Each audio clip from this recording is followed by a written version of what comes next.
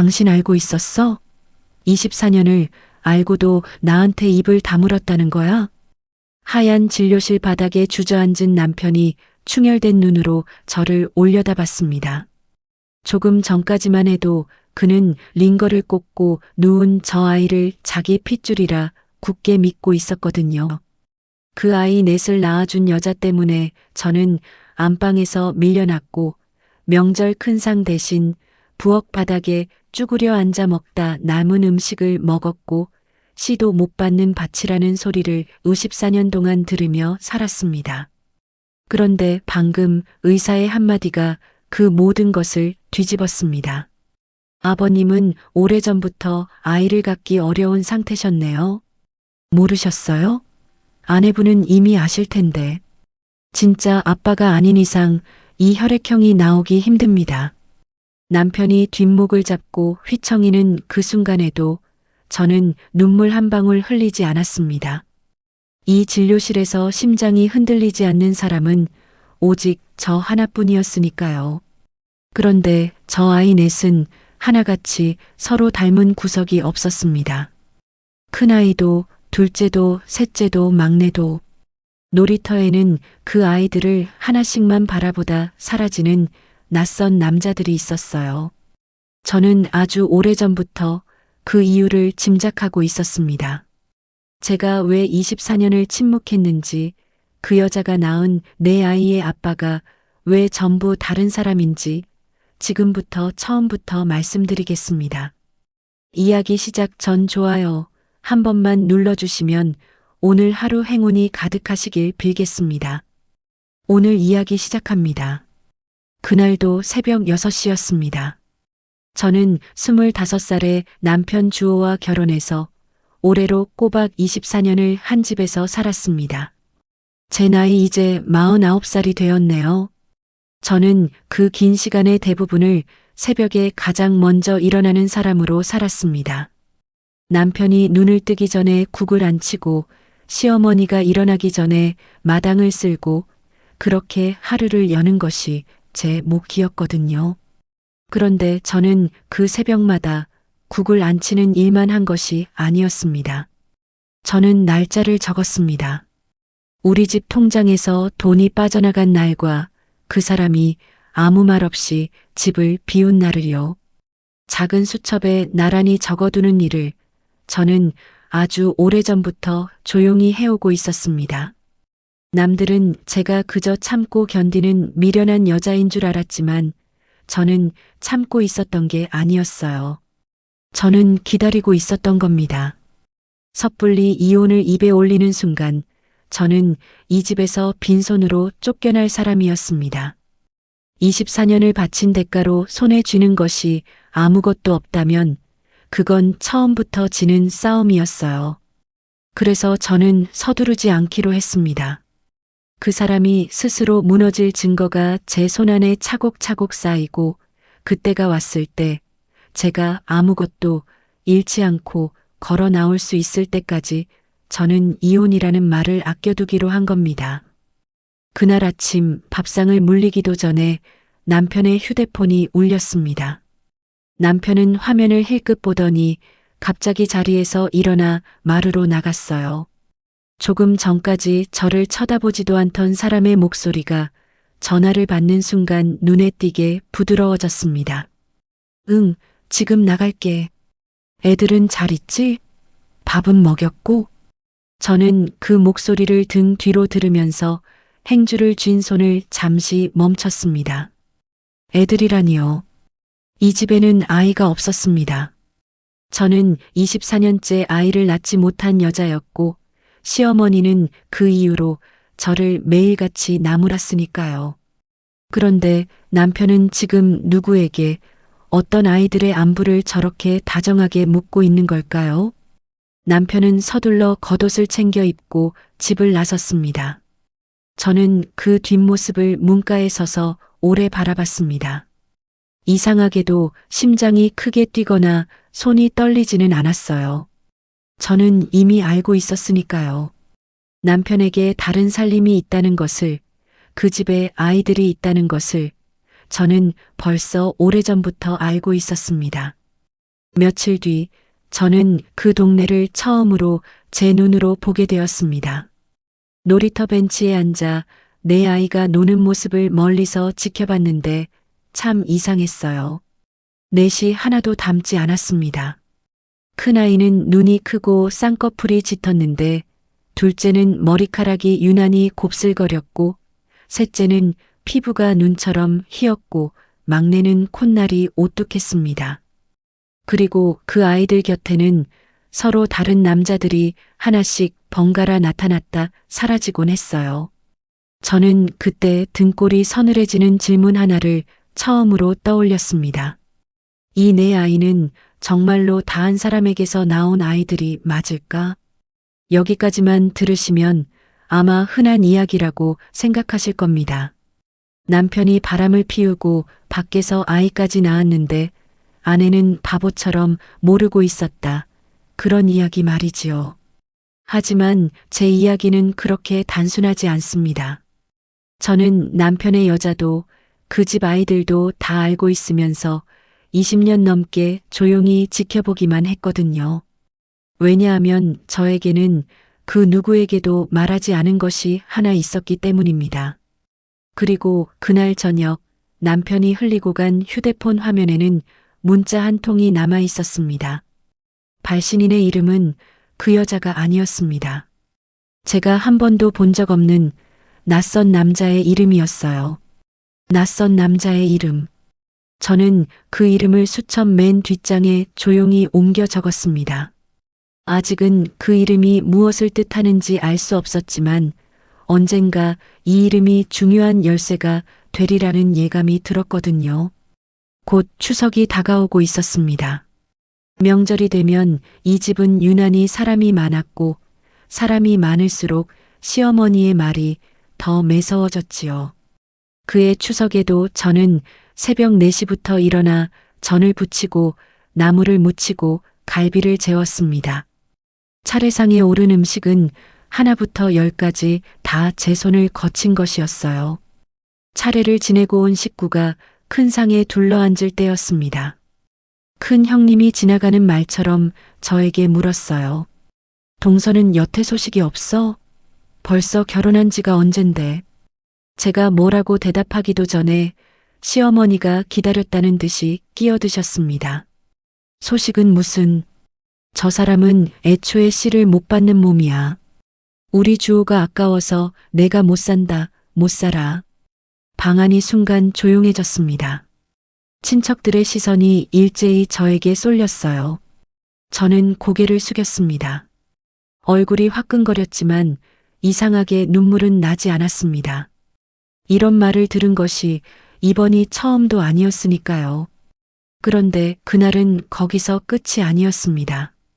식구들이 큰 상에 자리를 잡고 왔는데 막상 제 자리가 없었어요. 시어머니가 저를 흘끗 보시더니 이렇게 말씀하셨습니다. 너는 이리 와서 상에 낄 생각 말고 부엌에서 먹어라. 애 못 낳는 사람이 명절 큰 상 한가운데 앉아 있으면 보기 안 좋다.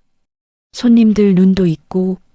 시어머니는 며느리를 시켜 이 빠진 낡은 양은 그릇 하나를 부엌 바닥에 내려놓게 하셨어요. 그 안에는 조금 전 큰 상에서 물린 식어 굳은 나물 몇 젓가락과 찬밥 한 덩이가 담겨 있었습니다.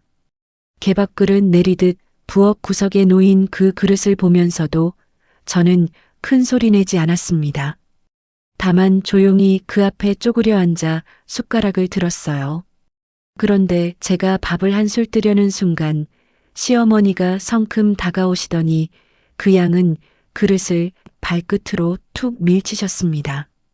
그릇이 기우뚱하며 국물이 부엌 바닥으로 주르륵 쏟아졌어요. 에구, 아까운 밥. 애도 못 낳는 년 입에 들어가느니 차라리 개수대에 붓는 게 낫지. 시어머니는 아예 그 그릇을 집어들고 개수대로 가져가시더니 남은 밥과 나물을 그대로 하수구 구멍에 쏟아부어 버리셨습니다. 물이 내려가는 소리가 부엌에 유난히 크게 울렸어요. 그러고는 빈 양은 그릇을 제 발치에 툭 내던지셨습니다. 찌그러진 그릇이 부엌 바닥을 대구르르 굴렀어요. 저는 그 빈 그릇을 주워들었습니다. 그런데도 시어머니는 성이 안 차셨는지 이번에는 제 앞치마 끈을 뒤에서 획 잡아당기셨어요. 일하는 사람이 왜 부엌을 차지하고 앉았어? 손님상 물린 것도 치워야 하는데. 밥은 마당에 나가서 먹어. 여기 어른들 계신데 냄새나게. 시어머니는 제 등을 떠밀어 저를 마당 쪽으로 내보내셨습니다. 큰 상 쪽에서 친척 아주머니 하나가 어색하게 웃으며 한마디 흘렸습니다. 에구, 저 며느리도 참. 일은 다 하고 밥도 못 얻어먹네. 하지만 아무도 저를 불러 세우지 않았어요. 빈양은 그릇을 손에 든 채 찬바람이 도는 마당 돛돌에 혼자 걸터 앉았습니다. 저는 이 세 장면을 절대 잊지 않겠다고 마음에 새겼습니다. 부엌 바닥에 놓이던 그 그릇, 개수대로 쏟아지던 제 밥, 그리고 마당으로 떠밀리던 제 등을요. 언젠가 오늘을 똑똑히 기억해낼 날이 오리라는 것을요. 명절에 긴 하루가 저물고 손님들이 하나둘 돌아갔습니다. 마당에 불이 꺼지고 집안이 겨우 조용해졌을 때 남편이 술에 잔뜩 취해 안방으로 들어왔습니다. 벌겋게 달아오른 얼굴로 저를 노려보더니 대뜸 방바닥에 주저앉으며 소리를 높였어요. 오늘 창피해서 내가 얼굴을 못 들었잖아. 남들은 애를 셋씩 넷씩 낳는데 이 집은 대체 왜 이 모양이야? 다 당신 때문이야. 다 당신 때문에 우리 집 대가 끊기는 거라고. 저는 그 말을 듣는 순간 웃음이 나올 뻔한 것을 겨우 참았습니다. 대가 끊기는 것이 정말 누구 때문인지 이 방에서 그 진실을 아는 사람은 오직 저 하나뿐이었으니까요. 하지만 저는 그날도 입을 열지 않았습니다. 남편이 이내 코를 골며 골아떨어지자 저는 소리나지 않게 자리에서 일어났습니다. 그리고 장롱 맨 아래 칸 겨울 이불 밑에 깊이 숨겨둔 낡은 서류 봉투 하나를 조심스럽게 꺼냈어요. 오래되어 모서리가 다 다른 누런 봉투였습니다. 그것은 제가 결혼하기 전에 우연히 손에 넣게 된 종이 한 장이었고 24년 동안 단 한 번도 누구에게 보여준 적이 없는 물건이었어요. 이 봉투는 언젠가 꺼내기 위한 것이었습니다. 감추기 위한 것이 아니라요. 그 봉투 안에 무엇이 들어있는지 말씀드리려면 이야기를 아주 오래전, 제가 이 집에 시집 오기도 전으로 되감아야 합니다. 저는 넉넉하지 못한 집안의 외동딸로 자랐습니다. 아버지를 일찍 여의고 친정어머니 혼자 작은 상가 건물 하나에 새를 놓아 저를 키우셨어요. 그 건물이 우리 모녀의 전부였습니다. 결혼을 앞두고 친정어머니가 저를 조용히 불러앉히시더니 제 손에 건물 등기 서류를 쥐어주시며 이렇게 말씀하셨어요. 은영아, 이 건물은 엄마가 평생을 바쳐 지킨 거다. 나 죽거든 이건 오롯이 내 이름으로만 남겨라. 시집을 가도 이것만은 절대 남의 손에 넘기지 마라. 여자한테는 마지막에 기댈 언덕이 하나는 있어야 하는 법이야. 그러고는 어머니가 당신 손가락에서 낡은 금가락지 하나를 빼 제 손에 꼭 쥐어주셨습니다. 어머니가 시집 올 때부터 평생 끼고 계시던 안쪽에 어머니 성함 석자가 새겨진 그 금가락지였어요. 이건 내가 너한테 물려주는 거다. 힘들 때마다 이거 보면서 엄마 생각해라. 절대 팔지 말고. 저는 그 가락지를 장롱 깊숙한 곳 어머니 사진과 함께 고이 넣어두었습니다. 그때 그 낡은 금가락지가 훗날 제 심장에 어떤 못을 받게 될지 그때의 저는 알지 못했어요. 저는 그때 그 말씀들의 무게를 다 알지 못했습니다. 그저 어머니가 시키는 대로 건물의 주인 자리에는 언제나 제 이름 석자만 올려두었어요. 세월이 흐른 뒤에야 저는 깨달았습니다. 어머니의 그 한마디가 훗날 저를 살린 마지막 언덕이 되어 주었다는 것을요. 결혼 날짜를 두어 달 앞둔 어느 날이었습니다. 남편이 몸이 좋지 않아 큰 병원에서 검사를 받은 일이 있었어요. 그런데 하필 결과가 나오는 날 남편은 급한 일이 생겨 병원에 가지 못했고 대신 제가 그 결과지를 받으러 갔습니다. 간호사가 봉투 하나를 건네주었어요. 원래는 열어보면 안 되는 것이었지만 저는 무슨 마음에서였는지 병원 복도 한 구석에서 그 봉투를 조심스럽게 열어보고 말았습니다. 그 안에는 종이 한 장이 들어 있었습니다. 저는 그 종이에 적힌 한 줄을 읽고 다리에 힘이 풀려 벽에 기대야 할 만큼 한참을 그 자리에 멍하니 서 있었어요. 그날 저는 남편에 대해 정작 남편 본인도 알지 못하는 한 가지 사실을 홀로 알게 되었습니다. 그리고 그 종이를 다시 봉투에 넣어 남편에게 돌려주지 않고 제 가방 깊숙이 넣었습니다. 그날 저녁 남편은 아무것도 모른 채 저를 보며 예전처럼 수줍게 웃었어요. 우리 결혼하면 아들, 딸 낳고 재미나게 삽시다. 나는 딸이 좋더라. 은영 씨 닮은 딸. 그 말을 듣는 순간 저는 입을 다물기로 마음먹었습니다. 그때의 저는 그 사람의 그 웃음을 차마 깨뜨릴 수가 없었습니다. 그렇게 저는 한 가지 비밀을 가슴에 품은 채 남편의 아내가 되었습니다. 결혼하고 처음 얼마간은 정말 행복했습니다. 인쇄소가 빚에 허덕일 때는 친정어머니가 물려주신 그 건물을 담보로 잡히면서까지 저는 남편의 사업을 살렸습니다. 남편이 지금 제법 자리를 잡은 인쇄소도 그 뿌리를 캐고 들어가면 사실은 제 친정 재산에서 시작된 것이었어요. 하지만 세월이 지나며 남편은 그 사실을 한 번도 입에 올리지 않았습니다. 오히려 자기 혼자 맨손으로 일군 것처럼 어깨에 힘을 주었지요. 문제는 아이였습니다. 결혼하고 한 해가 가고 두 해가 가도 저에게는 아이가 생기지 않았어요. 사실 저는 그 이유를 이미 알고 있었습니다. 병원 복도에서 읽은 그 한 줄이 매달 제 가슴을 조용히 눌러왔으니까요. 하지만 남편도 시어머니도 그 이유를 알 리가 없었습니다. 제가 결혼하고 얼마 안 됐을 때 아이가 안 생기는 게 남편 쪽 문제일 수도 있다고 아주 조심스럽게 말을 꺼낸 적이 있었어요. 그때 시어머니가 뭐라고 하셨는지 아세요? 우리 주호는 멀쩡한데 며느리가 감히 남편을 모함한다고 그 길로 저를 친정으로 쫓아보내려 하셨습니다. 그때 저는 알았어요.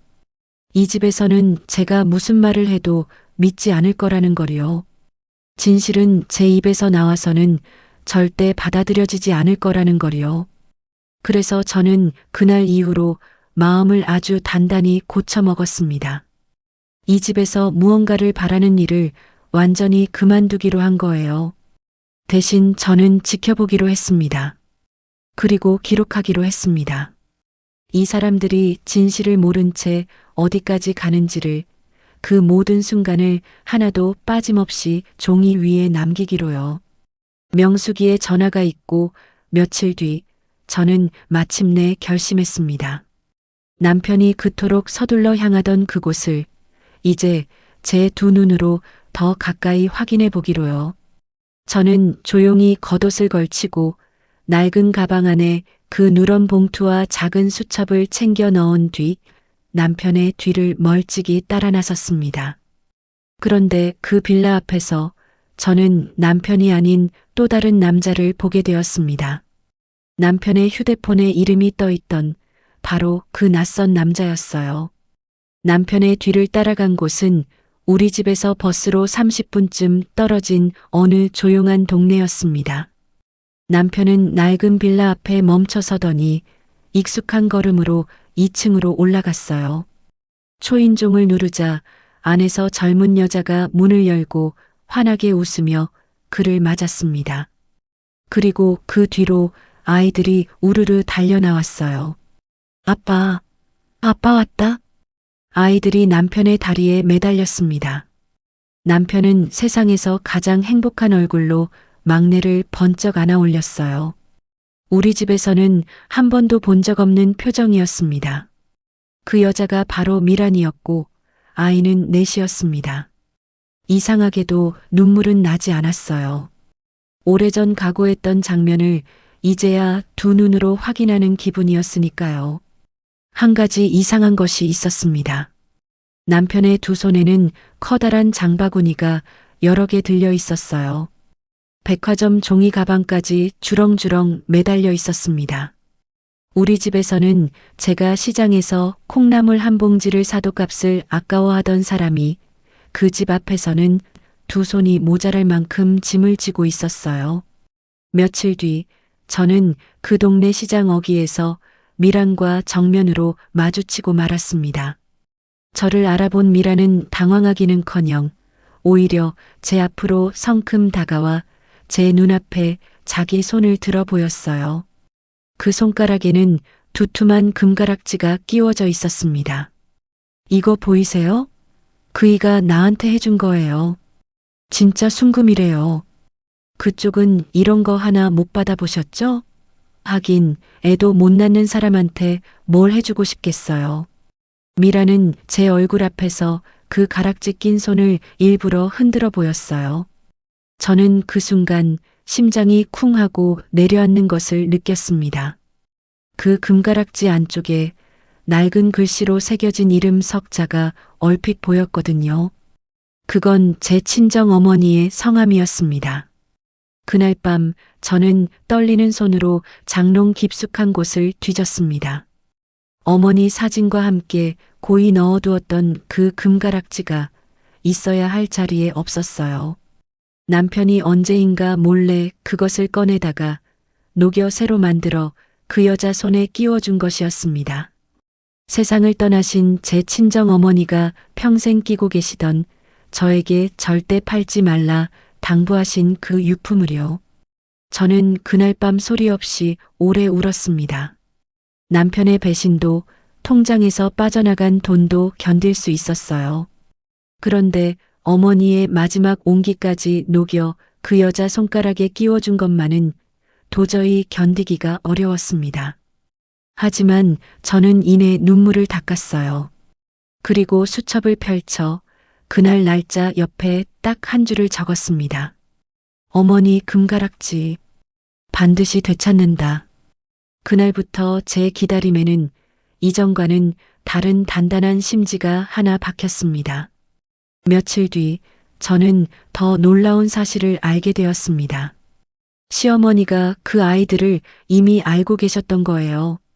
시어머니는 그 빌라 근처 놀이터에서 막내를 무릎에 앉히고 박수를 짝짝 치며 환하게 웃고 계셨어요. 아이고, 우리 강아지들. 우리 집대를 이어줄 귀한 새끼들이지. 집에서는 저를 씨를 줘도 못 받는 며느리라 매일같이 나무라던 분이 여기서는 저 아이들을 진짜 손주라며 품에 안고 있었어요.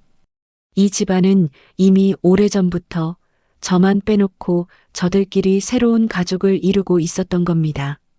그런데 그 아이들을 지켜보던 저는 잠시 스쳤던 그 이상한 점을 이제 확신하게 되었습니다. 넷은 하나같이 닮지 않았습니다.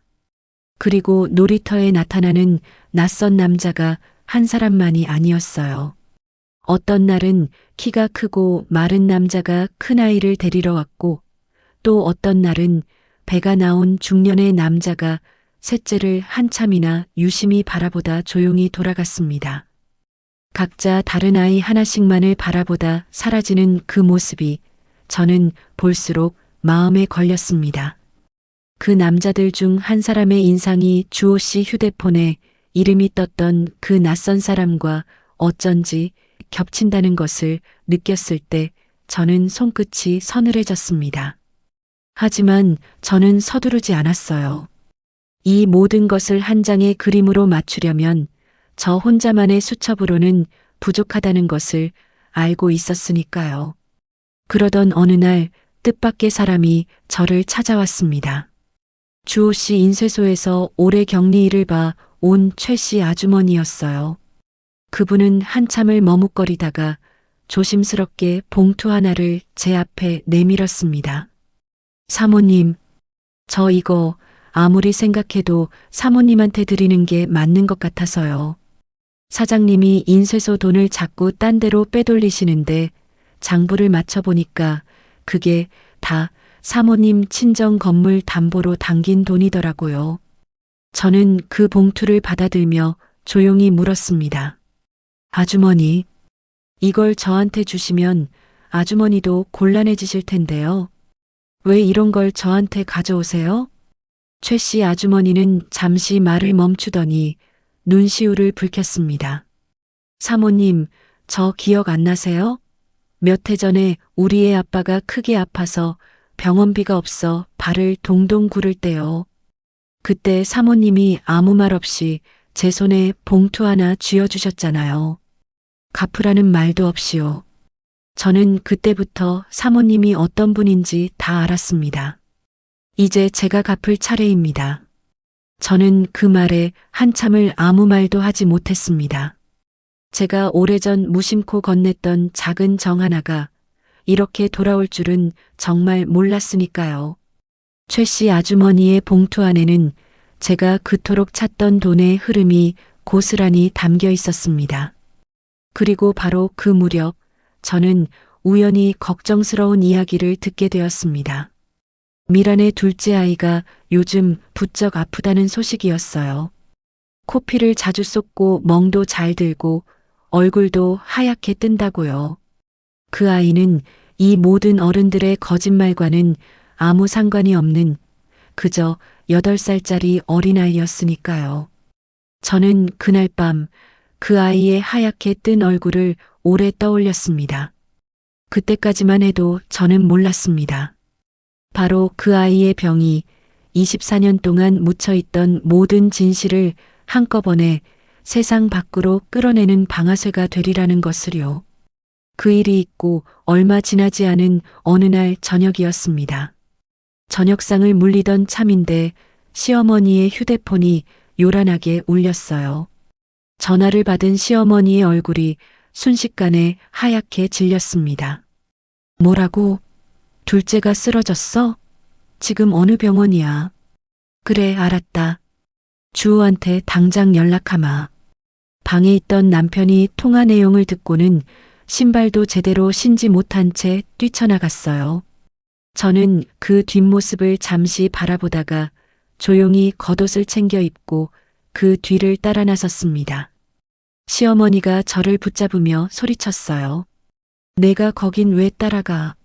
상관도 없는 사람이. 저는 그 말에 대꾸하지 않았습니다. 상관이 없다니요. 이 일은 이 세상 그 누구보다도 저와 깊이 얽혀 있는 일이었습니다. 다만 이 집 사람들이 그 사실을 아직 모르고 있을 뿐이었어요. 병원 응급실은 소란스러웠습니다. 놀이터에서 힘없이 그네를 밀던 그 아이가 이제는 얼굴이 종이장처럼 하얗게 뜬 채 가쁜 숨을 쉬고 있었습니다. 미라는 아이의 손을 붙잡고 오열하고 있었고 남편은 그 곁에서 어쩔 줄을 몰라 발만 동동 구르고 있었어요. 저는 차마 그 곁으로 다가가지는 못하고 조금 떨어진 자리에 선 채로 그 작은 얼굴을 오래 바라봤습니다. 어른들이 지은 죄가 대체 무슨 상관이라고 저 8살짜리가 이 한복판에서 홀로 아파야 하는 걸까? 저 아이가 누구의 핏줄인지 하는 문제는 그 순간 제게 아무런 의미가 없었습니다. 저는 다만 저 어린 것이 무사하기만을 멀리서 조용히 빌었어요. 잠시 뒤 담당 의사가 나와 상황을 설명했습니다. 최 과장이라는 나이가 지긋하고 목소리가 차분한 분이었어요. 아이가 피가 부족한 상태입니다. 정밀 검사가 필요하고 우선 수혈부터 서둘러야 할 것 같습니다. 보호자분들 중에 헌혈이 가능하신 분이 계시면 검사를 받아보시지요. 그 말이 끝나기가 무섭게 남편이 앞으로 나섰습니다. 소매를 걷어붙이며 다급하게 외쳤어요. 제가 하겠습니다. 제가 애 아빠예요. 제 피를 뽑아서라도 우리 애를 살려주세요. 내 새끼는 내가 살립니다. 남편의 눈에는 눈물이 그렁그렁 맺혀 있었습니다. 저는 그 모습을 보며 마음 한구석이 서늘해졌어요.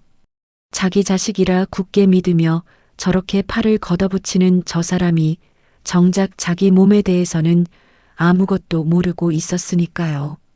하지만 저는 그 자리에서도 입을 열지 않았습니다. 이제 곧 제가 말하지 않아도 진실이 스스로 모습을 드러낼 것이었으니까요. 의료진이 남편의 피를 뽑아 검사에 들어갔습니다. 저는 조금 떨어진 의자에 앉아 조용히 그들을 바라봤습니다. 미라는 아이 걱정에 정신이 없는 와중에도 자꾸만 휴대폰을 꺼내 누군가에게 문자를 보내고 있었습니다. 답장이 오면 흠칫 놀라 화면을 손으로 가렸고 또 서둘러 무언가를 적어 보냈어요. 저 다급한 문자를 받는 사람은 대체 누구일까? 저는 제 가방 안 24년 동안 품고 다닌 그 누런 봉투와 최 씨 아주머니가 건네준 또 다른 봉투를 손끝으로 가만히 만져보았어요. 얼마의 시간이 흘렀을까요? 마침내 간호사가 나와 보호자를 진료실로 불렀습니다. 주호 씨와 미란이 서둘러 들어갔고 저도 조용히 그 뒤를 따라 들어갔습니다. 최 과장은 검사지를 한참 들여다보더니 안경을 고쳤으며 무겁게 입을 열었습니다. 수혈을 하기 전에 한 가지 확인해야 할 것이 있습니다. 이번 적합성 검사에서 보호자분들이 말씀하신 가족관계와 맞지 않는 지점이 하나 나왔어요. 남편이 대뜸 목소리를 높였습니다. 그게 무슨 말입니까? 당연히 내 자식이지요. 내가 이 아이 아버지라니까요. 최 과장은 잠시 주호 씨를 바라보다가 신중하게 말을 이었어요. 단정해서 말씀드리는 건 아닙니다. 다만 지금 검사 결과만으로는 아버님과 이 아이 사이에 설명이 되지 않는 부분이 있습니다. 정확한 확인을 위해서는 추가 검사와 아버님의 과거 진료 기록을 함께 살펴봐야 합니다. 진료실 안에 순간 무거운 침묵이 내려앉았습니다. 남편의 얼굴이 백지장처럼 하얗게 변했어요. 미란의 얼굴도 새하얗게 질려 있었습니다. 그런데 그 표정은 어딘가 이상했어요. 놀라움보다는 들켜서는 안 될 것이 들킨 사람의 당황에 가까웠습니다. 바로 그때 진료실 문이 벌컥 열리며 시어머니가 들어왔습니다. 하얗게 질린 아들의 얼굴을 보고 다급하게 물었습니다.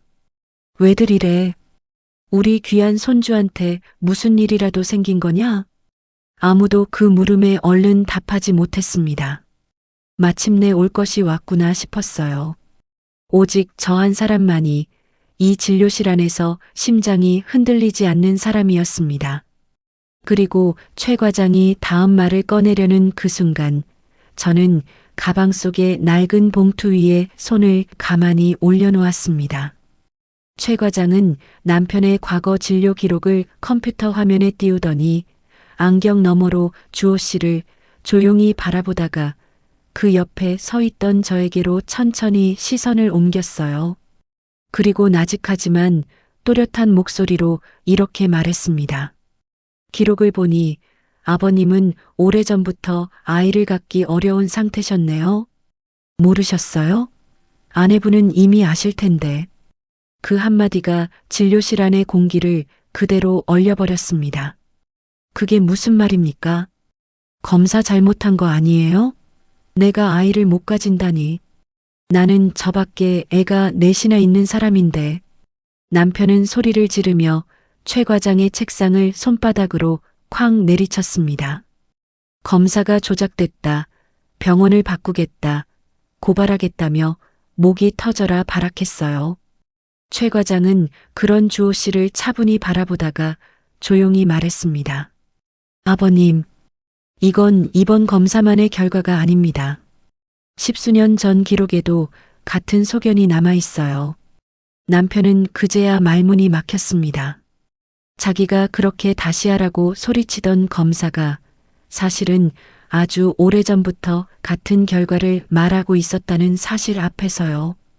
두 다리가 후들후들 떨리기 시작하더니 결국 진료실 벽을 짚고 겨우 몸을 지탱했습니다. 그러고는 비틀거리며 미란을 돌아봤습니다. 미란아, 이게 무슨 소리야? 우리 애들 다 내 자식 맞잖아. 그렇지? 그렇다고 말해. 미란은 아무 말도 하지 못했습니다. 남편의 눈을 피해 고개를 푹 숙인 채 손끝만 바르르 떨고 있었어요. 그 침묵이 곧 대답이었습니다. 바로 그때였습니다. 진료실 문틈으로 밖에 소란을 느낀 미란의 큰아이가 문을 살짝 열고 안을 들여다봤어요. 그 뒤로 낯익은 그림자 하나가 스쳤습니다. 놀이터에서 아이스크림을 사주던 바로 그 낯선 남자였어요. 미란이 다급하게 문자를 보내던 그 상대가 병원까지 따라와 있었던 겁니다. 남편 휴대폰에 이름이 떴던 바로 그 남자였습니다. 남자는 진료실 안의 분위기를 보고는 흠칫 놀라 서둘러 몸을 돌렸습니다. 미란의 얼굴이 그 순간 사색이 되었어요. 저는 그제야 모든 그림이 맞아떨어지는 것을 느꼈습니다. 넷이 하나도 닮지 않았던 아이들, 각기 다른 아이 하나씩만을 애틋하게 바라보다 사라지던 그 남자들. 미라는 서로 다른 남자들 사이에서 낳은 아이 넷을 전부 남편의 자식이라 속여온 것이었어요. 남편은 아이를 가질 수 없는 몸이었으니 그 넷 중 단 하나도 남편의 핏줄일 수가 없었습니다. 남편은 그 자리에서 뒷목을 잡고 휘청거렸습니다. 얼굴이 시뻘겋게 달아올랐다가 다시 하얗게 질리기를 반복하더니 결국 무릎이 꺾여 진료실 바닥에 그대로 주저앉았습니다. 24년 동안 저를 시도 못 받는 여자라 몰아세우던 그 사람이 정작 자기 자신이 그 원인이었다는 사실 앞에서 무너져 내리고 있었어요. 시어머니가 제 팔을 붙잡고 다그쳤습니다. 얘야, 대체 무슨 일이냐? 저 의사 양반이 대체 무슨 소리를 한 거냐고. 저는 그제야 천천히 입을 열었습니다. 24년 동안 삼켜온 그 진실을 처음으로 소리내어 말하는 순간이었어요. 어머님, 남편은요, 처음부터 아이를 가질 수 없는 사람이었어요. 저는 그걸 이 집에 시집 오기 전부터 알고 있었습니다. 남편이 바닥에 주저앉은 채로 고개를 획 들었습니다. 충혈된 눈으로 저를 노려보며 절규했어요. 당신 알고 있었다고? 24년을 알고도 나한테 입을 다물었다는 거야? 저는 낡은 가방에서 그 누런 봉투를 천천히 꺼냈습니다. 24년 동안 겨울 이불 밑에 숨겨두었던 바로 그 봉투였어요. 결혼하기 두어 달 전이었어요.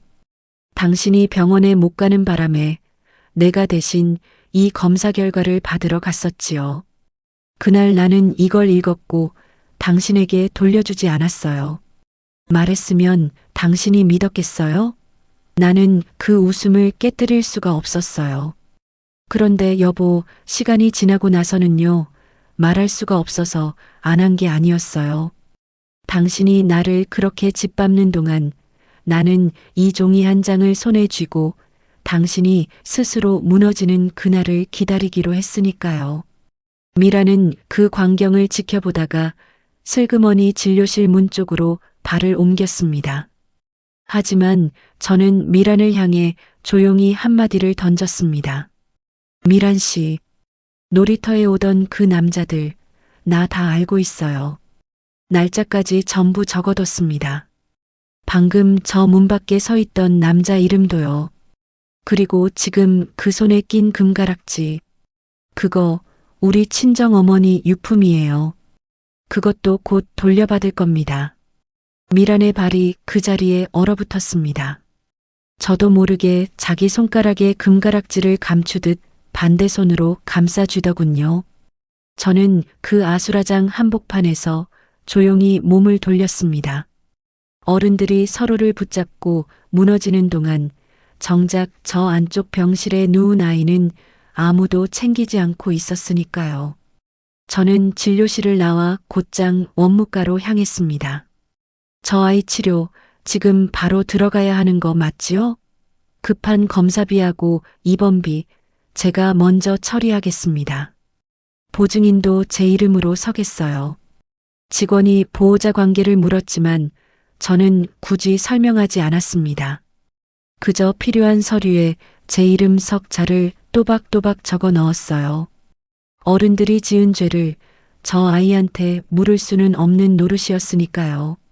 제가 서명을 마치고 돌아섰을 때 진료실 쪽에서는 여전히 남편의 절규가 새어나오고 있었습니다. 아이는 그날 밤 병원에서 서둘러 수혈을 받았습니다. 제가 원무과에 세워둔 보증 덕분에 치료는 한순간도 지체 없이 이어졌어요. 며칠이 지나자 아이는 조금씩 기운을 되찾기 시작했습니다. 그렇게 급한 불이 꺼지고 저는 집으로 돌아왔습니다. 남편은 그날 이후로 며칠이나 넋이 나간 사람처럼 지냈어요. 그러던 어느 날 저녁 남편이 술 기운을 빌려 저에게 다가왔습니다. 눈빛이 예전의 그 뻔뻔한 사람으로 조금씩 돌아와 있었어요. 은영아, 우리 지난 일은 다 잊고 다시 처음부터 시작하자. 그 여자한테는 내가 완전히 속은 거야. 나도 피해자라고. 우리 이 집만은 지켜야 하지 않겠어. 저는 그 말을 들으며 조용히 찻잔을 내려놓았습니다. 당신, 우리 집만은 지키자고 했지요. 그런데 여보, 이 집이 누구 집인지는 알고 하는 말이에요? 바로 그때 현관에서 초인종이 울렸습니다. 제가 문을 열자 정장을 반듯하게 차려입은 중년의 남자가 들어섰어요. 서 변호사였어요. 제가 지난 몇 년간 조용히 이 모든 것을 상의해 온 사람이었습니다. 그리고 그 뒤로 인쇄소 경리 최 씨 아주머니가 두툼한 서류철을 안고 따라 들어왔습니다. 남편은 최 씨 아주머니를 보고 눈이 커졌습니다. 최 여사가 여기 왜? 당신이 왜? 사장님, 저는 이제 사장님이 아니라 사모님 편입니다. 사장님이 인쇄소 돈을 어떻게 빼돌리셨는지, 그게 다 어디서 나온 돈이었는지 제가 다 정리해서 사모님께 드렸습니다. 시어머니도 뒤늦게 거실로 나와 앉았습니다. 남편이 헛웃음을 치며 목소리를 높였어요. 증거? 무슨 증거? 당신이 뭘 안다고.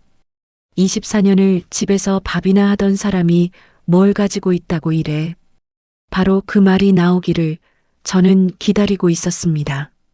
저는 안방으로 들어가 오래된 라면 상자 하나를 두 손으로 안고 나왔어요. 그리고 거실 탁자 위에 그 안에 든 것을 한 권씩 꺼내 쌓기 시작했습니다. 낡은 수첩이었습니다.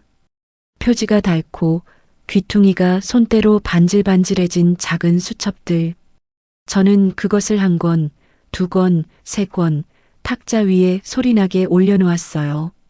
20권이 넘는 수첩이 탁자 위에 탑처럼 쌓여갔습니다. 이게 뭔지 아세요? 내가 24년 동안 새벽마다 적은 거예요. 당신이 집을 비운 날, 우리 통장에서 돈이 빠져나간 날, 그 액수, 당신이 그 여자 집에 다녀온 날짜, 놀이터에 나타난 남자들 인상착의까지 하루도 빠짐없이요. 저는 수첩 한 권을 펼쳐 주호 씨 앞으로 밀었습니다. 빼곡한 날짜와 숫자가 페이지를 가득 메우고 있었어요. 남편의 얼굴에서 핏기가 빠져나가기 시작했습니다. 당신들은 내가 참고만 산 줄 알았지요. 아니에요. 나는 기록하고 있었어요. 이 수첩 24권이 오늘을 위한 거였습니다. 서 변호사가 조용히 가방을 열어 서류를 하나씩 그 수첩 더미 옆에 펼쳐놓기 시작했습니다. 등기부등본, 담보설정 서류, 계좌 거래 내역. 종이가 한 장 한 장 놓일 때마다 남편의 얼굴색이 변해갔어요. 저는 그 옆에 서서 24년 만에 처음으로 제 목소리에 힘을 실어 말했습니다. 여보, 이 집도 당신 인쇄소도 전부 제 이름으로 되어 있습니다. 남편은 탁자 위에 서류를 낚아채듯 집어들었어요.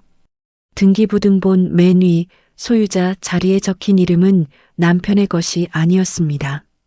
거기에는 제 이름 석자가 아주 오래전부터 그 자리를 지키고 있었어요. 서 변호사가 담담하게 설명을 이었습니다. 인쇄소를 세우실 때 그 미처는 사모님께서 친정어머니로부터 물려받은 상가 건물을 담보로 잡아 마련하신 겁니다. 그 이후로 인쇄소의 자금과 이 집의 매입 자금이 모두 그 건물에서 나온 세와 사모님의 돈이었습니다. 그리고 이 수첩에 적힌 날짜와 계좌 내역이 한 날짜도 어긋남 없이 맞아떨어집니다.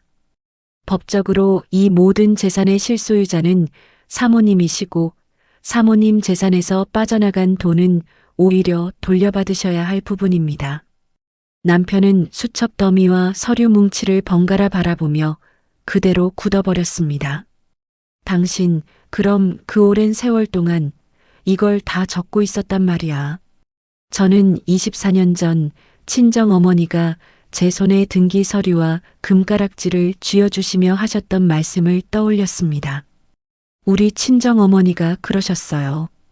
여자한테는 마지막에 기댈 언덕이 하나는 있어야 한다고요. 나는 그 언덕을 24년 동안 한 번도 팔지 않고 지켰습니다.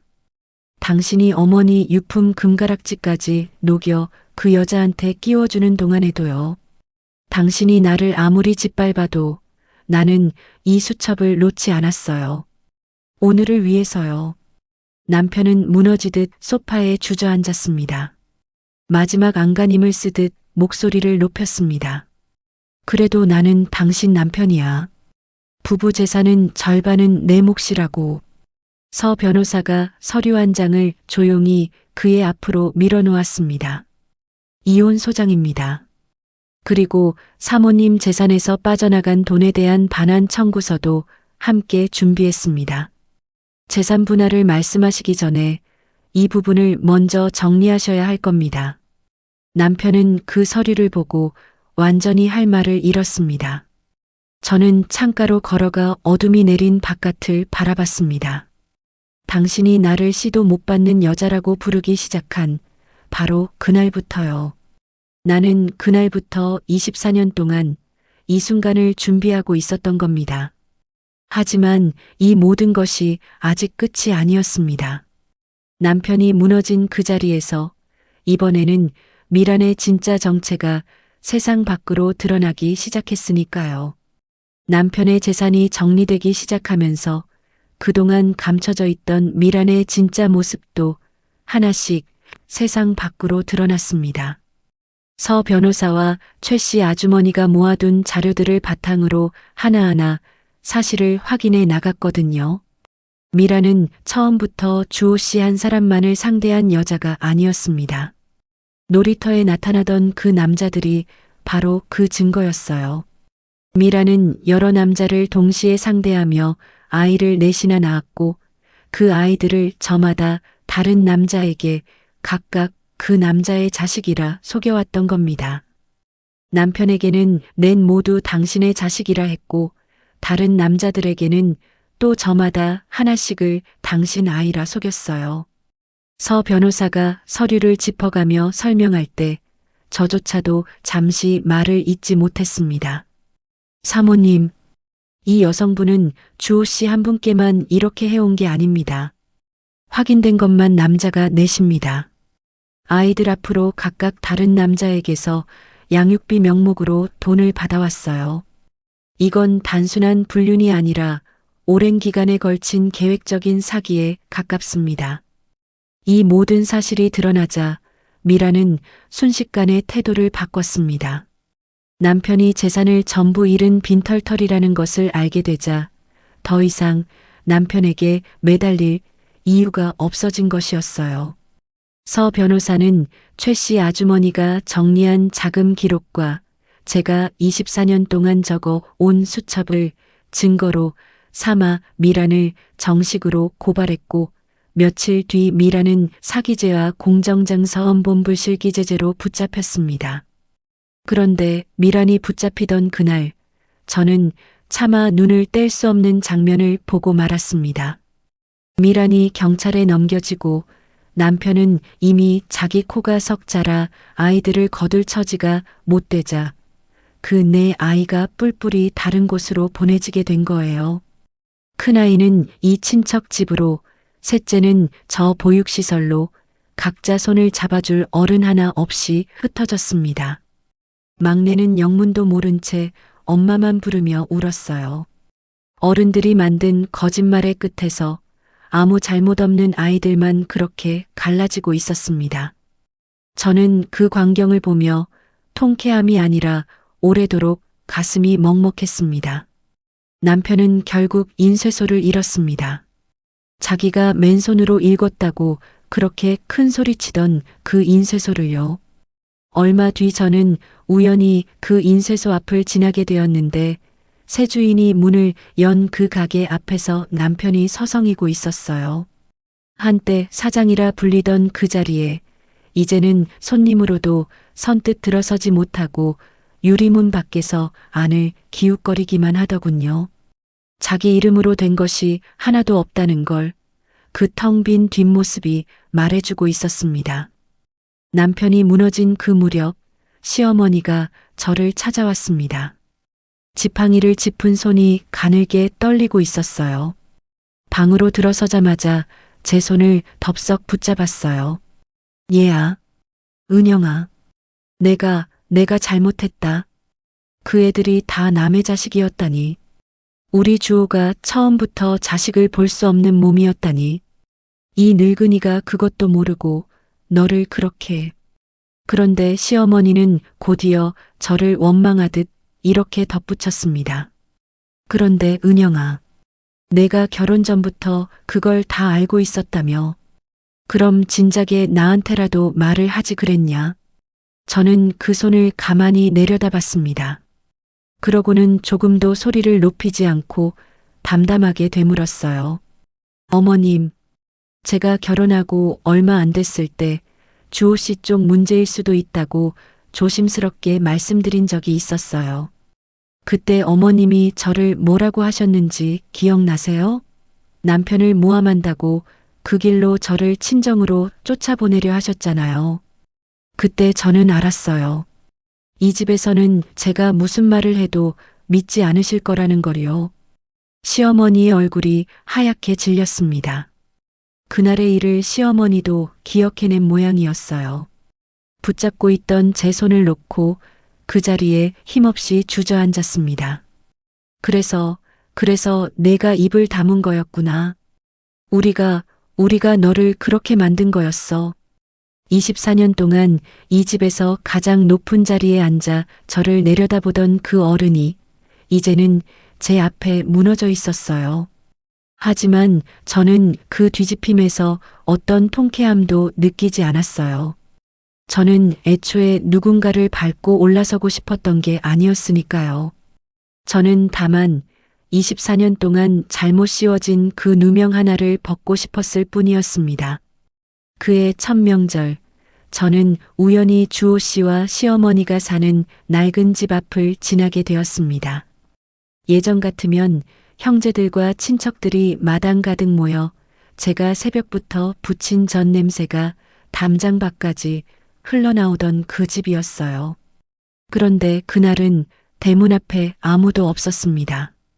불 꺼진 마루에 시어머니 혼자 앉아 텅 빈 상 앞에서 멍하니 창밖을 보고 있었어요.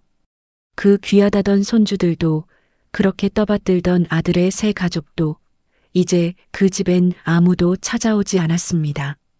시어머니는 아마 그제야 명절마다 그 상을 새벽부터 혼자 차리던 사람이 누구였는지 떠올리고 있었을 거예요. 그날 저녁 명숙이가 저를 찾아왔습니다. 제 손을 붙잡고 눈물을 글썽였어요. 은영아, 너 어떻게 그걸 혼자 다 견뎠니? 저는 명숙이의 손을 마주 잡고 오랜만에 옅게 웃었습니다. 명숙아, 견딘 게 아니라 그냥 기다린 거였어. 참는 거랑 기다리는 건 다르더라. 참는 건 나를 죽이는 거고 기다리는 건 나를 지키는 거였어. 나는 24년 동안 나를 죽인 게 아니라 나를 지키고 있었던 거야. 하지만 아직 제게는 마지막으로 마무리 지어야 할 일이 두 가지 남아 있었습니다. 하나는 그 8살짜리 아이의 일이었고 다른 하나는 어머니의 금가락지였어요. 미란이 붙잡힌 뒤에도 저는 그 8살짜리 아이가 자꾸만 마음에 걸렸습니다. 수혈을 받고 잠시 기운을 되찾긴 했지만 그 아이의 병은 한 번으로 끝날 일이 아니었거든요. 남의 자식을, 그것도 남편의 내연녀가 낳은 아이를 왜 그렇게까지 챙기느냐고 명숙이가 물었을 때 저는 이렇게만 대답했어요. 그 아이는 아무것도 모르잖아. 어른들이 벌인 일을 8살짜리가 무슨 수로 감당하겠니? 나까지 그 아이를 모른 척하면 그 아이한테는 세상에 어른이 한 사람도 안 남는 거야. 저는 그 아이가 병원에서 제대로 치료를 받을 수 있도록 조용히 병원비를 대기 시작했습니다. 응급실에서 제 이름으로 세워둔 그 보증이 이제는 꾸준한 치료비 지원으로 이어진 셈이었지요. 제 이름을 밝히지 않고 그저 아이의 치료가 끊기지 않게만 뒤에서 살폈어요. 그 무렵 서 변호사가 미란의 압류 물품 목록을 정리하다가 저에게 연락을 해왔습니다. 미란이 남기고 간 물건들 중에 두툼한 금가락지 하나가 있다고요. 저는 그 길로 달려가 안쪽에 친정어머니 성함이 새겨진 그 가락지를 두 손으로 받아들었습니다. 녹여져 모양은 조금 달라졌지만 어머니의 이름석 자만은 그 안쪽에 그대로 남아 있었어요. 저는 그 가락지를 손에 꼭 쥐고 오래 울었습니다. 24년 만에 어머니의 마지막 온기가 제 손으로 돌아온 순간이었어요. 그 무렵 주호 씨와의 이혼도 담담하게 마무리되었습니다. 재산은 이미 제 이름으로 되어 있었으니 다툴 것도 별로 없었어요. 이혼 서류에 도장을 찍던 날 남편이 마지막으로 저에게 물었어요. 은영아, 우리 24년이 너한테는 정말 아무것도 아니었니? 정말 미련도 없어? 저는 그 물음에 잠시 창밖을 바라봤습니다. 미련이 없진 않아요. 신혼 때 당신이 붕어빵 사오던 그 시절은 나도 참 좋았으니까요. 그런데 여보, 그 좋았던 사람을 이렇게 만든 건 내가 아니에요. 나는 그저 이제야 내 이름으로 살아보려는 것뿐이에요. 남편은 더 이상 아무 말도 하지 못했습니다. 그렇게 24년의 인연이 종이 한 장에 도장을 찍는 것으로 조용히 끝을 맺었어요. 집으로 돌아온 그날 저녁 저는 장롱 맨 아래 칸을 열었습니다. 겨울 이불을 걷어내자 그 밑에 오래도록 숨겨두었던 낡은 서류 봉투가 그대로 놓여 있었어요. 24년 전 병원 복도에서 제가 처음 열어보았던, 그리고 진료실에서 남편에게 마지막으로 내밀었던 바로 그 봉투였습니다. 이제 이 종이는 더 이상 제가 숨기고 지켜야 할 비밀이 아니었어요. 저는 그 봉투를 들고 마당으로 나갔습니다. 낡은 양철 화로에 봉투를 넣고 성냥불을 그어 조심스럽게 불을 붙였어요. 종이가 타들어가는 것을 바라보며 저는 오래 그 자리에 서 있었습니다. 24년 동안 저를 짓누르던 그 무거운 진실이 이제 붉은 불꽃 속에서 한 줌의 재로 변해가고 있었어요. 그러고는 손에 쥔 어머니의 금가락지를 손가락에 천천히 끼워 보았습니다.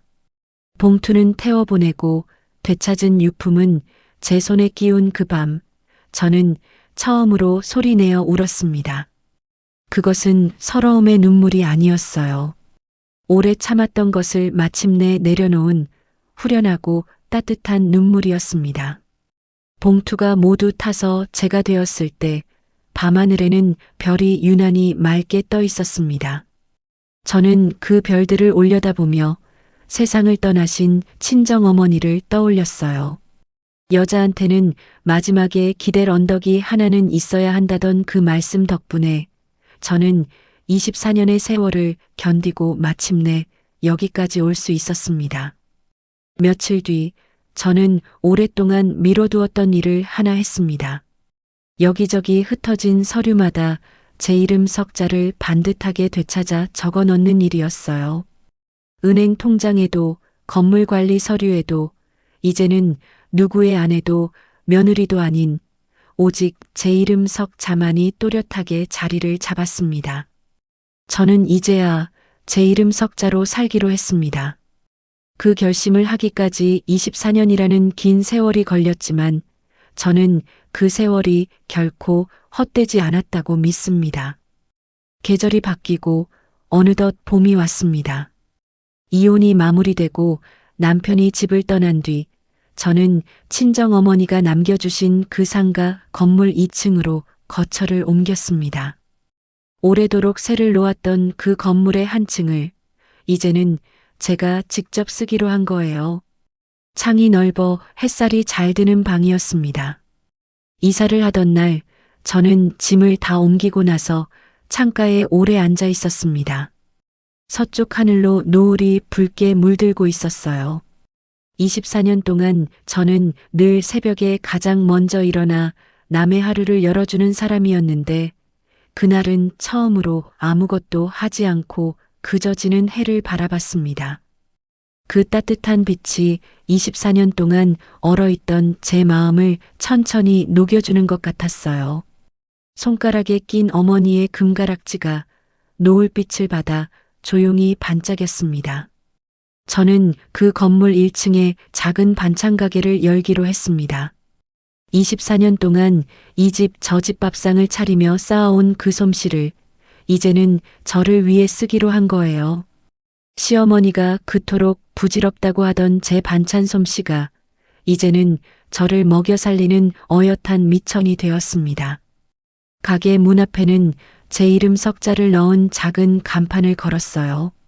누구의 아내도 누구의 며느리도 아닌 오롯이 제 이름이 적힌 간판을 올려다보며 저는 오랜만에 마음 깊은 곳에서 우러나오는 뿌듯함을 느꼈습니다. 가게를 연 첫날 명숙이가 가장 먼저 찾아왔습니다. 그리고 뜻밖에도 인쇄소 경리 최씨 아주머니도 함께 왔어요. 24년 동안 저를 지켜봐준 오랜 친구와 결정적인 순간에 제 편이 되어준 조력자가 그날 제 가게의 첫 손님이 되어준 겁니다. 은영아, 이거 보려고 내가 그 오랜 세월을 내 옆에서 마음 졸였나 보다.